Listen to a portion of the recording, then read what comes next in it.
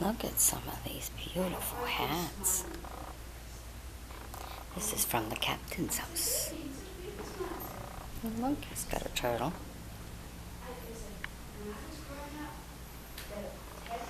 He visited China a lot, so you'll find a lot of China stuff in there.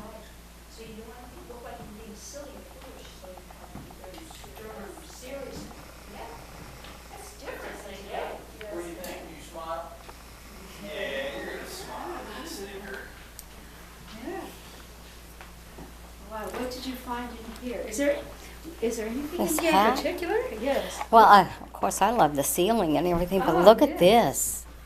This This is beautiful. It is gorgeous.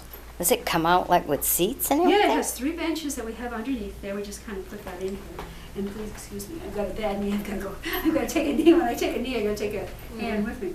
This comes from Japan, and believe it or not, it is carved. The chairs and the table are carved from the stump of a tree.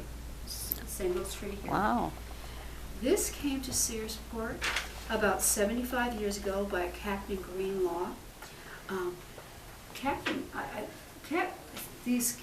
Greenlaw to me, I never knew him, but from what I've heard of him, he must have been a remarkable man.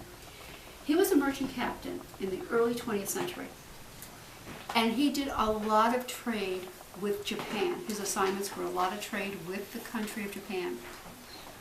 When World War II broke out, the Navy called him and said, "We need men with sailing experience."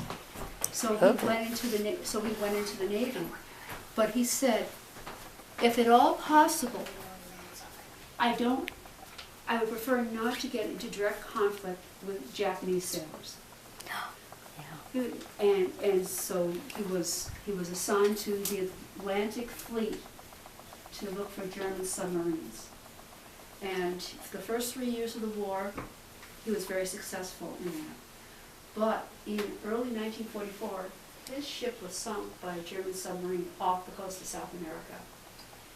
Now, thankfully, all his men survived, and the soldiers, the sailors on the German submarine, rescued them, brought them onto the submarine, and made sure that they were more or less okay, but were very honest with them, saying, "We can't keep you. I mean, it's like, our orders are just, basically not to go back to Germany. We can't take you to a prisoner of war camp." So, and they couldn't keep them on the submarine, so they got some supplies together. They had 3 rafts for 32 men, and they gave them some supplies. And Captain Greenlaw and his men were on the Atlantic Ocean for 56 days, almost 2 whole months, almost the entire summer vacation, out in the open Atlantic. And they got to shore finally.